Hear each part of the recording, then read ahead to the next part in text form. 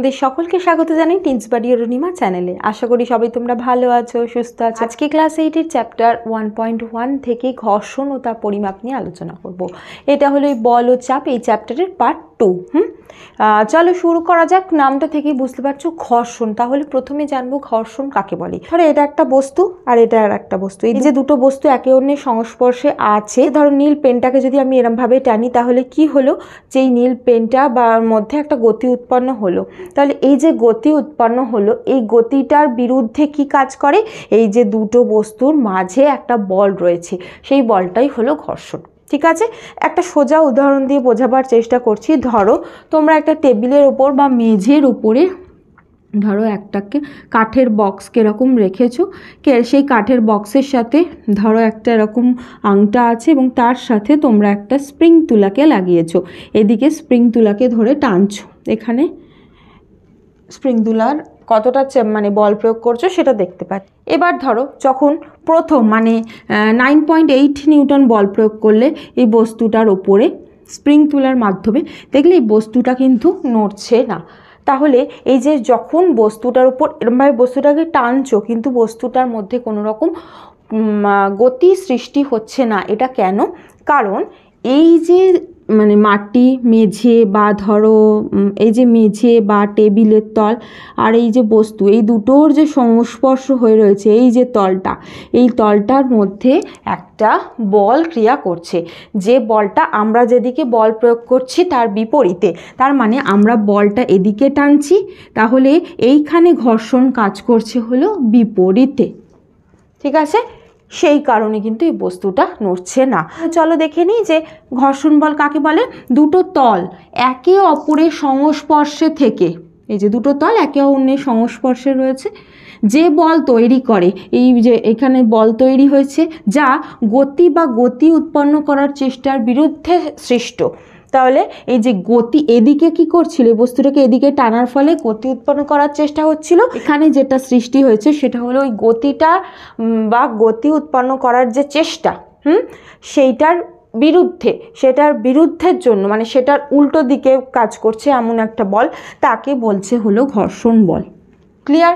তাই ঘর্ষণ বল কি, যখন একটা বস্তু অন্য বস্তুর সংস্পর্শে রয়েছে এবং এর মধ্যে একটা বস্তুর ওপর আমরা বল প্রয়োগ করছি এবং তখন এই একটা বস্তুর মধ্যে গতি আনার চেষ্টা করছি বা গতি আসছে, তখন সেক্ষেত্রে এই দুটো তলের, বস্তু দুটোর যে তল, এই তলের যেদিকে গতি তার বিপরীতে একটা বল সৃষ্টি হচ্ছে, সেটাই হলো ঘর্ষণ বল। ঠিক আছে, তাহলে ঘর্ষণ বল যখন, এই যে ঘর্ষণ বল কয় প্রকার ও কি কি, সেটা হলো ঘর্ষণ বল দুই প্রকার, স্থির অবস্থার ঘর্ষণ আর একটা হলো গতিশীল অবস্থার ঘর্ষণ। ঠিক আছে, স্থির অবস্থার ঘর্ষণের উদাহরণ হলো এটা। গতিশীল অবস্থার ঘর্ষণ কোনটা? ধরো ওই একই মেঝের উপর ওই বস্তুটাকে নিয়েছো,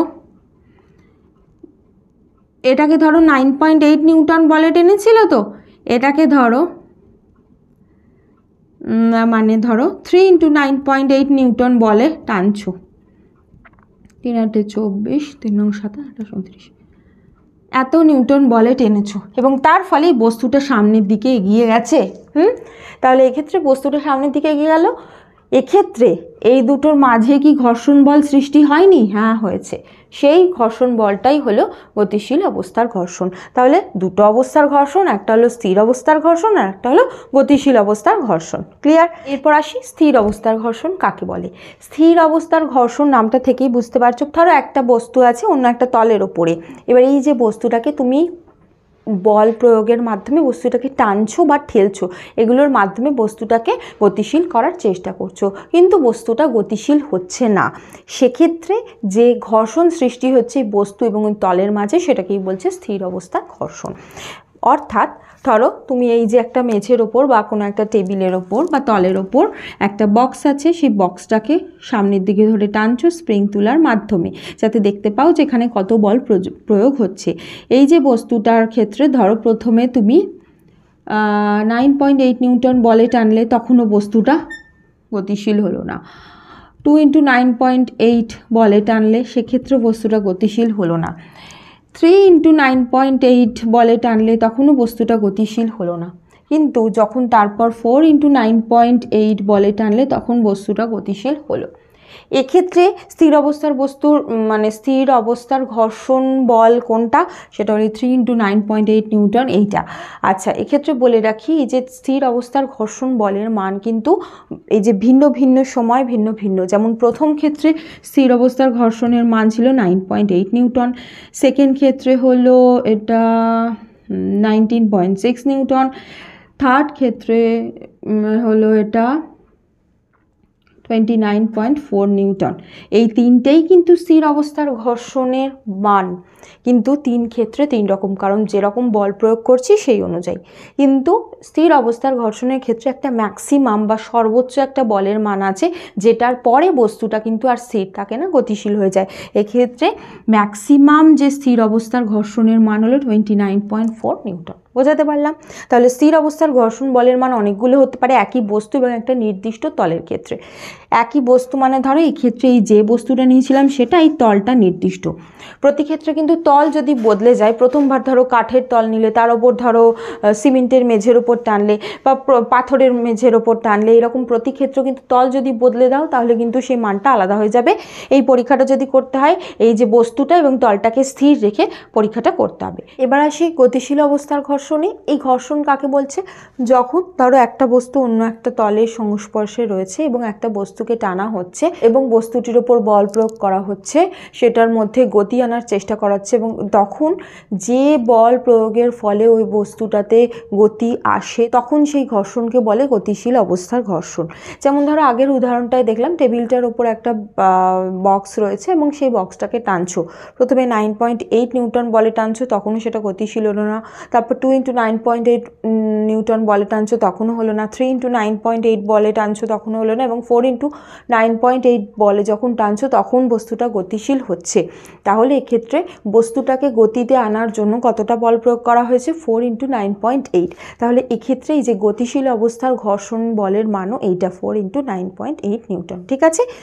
এক্ষেত্রে তাহলে বুঝতেই পেরেছো যে যতটা বল প্রয়োগ করছো সেই সময় বস্তুটা যদি স্থির থাকে তাহলে সেইটা তার স্থির অবস্থার ঘর্ষণ হবে, আর যদি বস্তুটা মুভমেন্ট করে তখন সেটাকে বলে হলো গতিশীল অবস্থার ঘর্ষণ।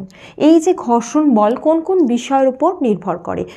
ঘর্ষণ বল প্রধানত যে বিষয়টার উপর নির্ভর করে সেটা হলো ধরো বস্তু এবং বস্তুটা যে তলের সংস্পর্শে রয়েছে। এটা বস্তুটা ধরো এই তলের সংস্পর্শে রয়েছে।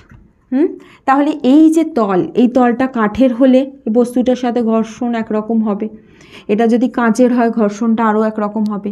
কাঠের ক্ষেত্রে ঘর্ষণটা অনেক বেশি হবে, খেয়াল করে দেখবে কাঠের ওপর কোনো কিছু ঘর্ষণ অনেক বেশি হয়, ঠিক তেমনি কাঁচের ওপর ঘর্ষণ কম হয়। স্টিলের কোনো যদি মানে তল হয় বস্তুটার ঘর্ষণ অন্যরকম হবে। সেই কারণে বলা হচ্ছে যে তলের উপর নির্ভর করে ঘর্ষণ বলটা বদলে যাচ্ছে। আর দ্বিতীয় হলো বস্তুটার ভরের ওপর নির্ভর করছে। এই বস্তুটা ধরো এতটা, এর ওজন ধরো 1 কেজি, তাই একরকম। এটা যদি 2 কেজি হয়ে যায় তখন কি হয়ে যাবে? যখন এই বস্তুটা ধরো 2 কেজি হয়ে গেল তার মানে এর কি ভর বেশি হয়ে যাচ্ছে। সেক্ষেত্রে এই ওজনটা কোথায় কাজ করবে? নিচের দিকে কাজ করবে।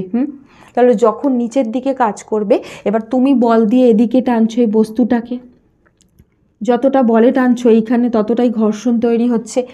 তাহলে কি হচ্ছে যে বস্তুটার ভর যত বেশি হবে ঘর্ষণ বলও তত বেশি হবে। ঠিক আছে? এবার আসি হলো ঘর্ষণ বলের বৈশিষ্ট্য কী।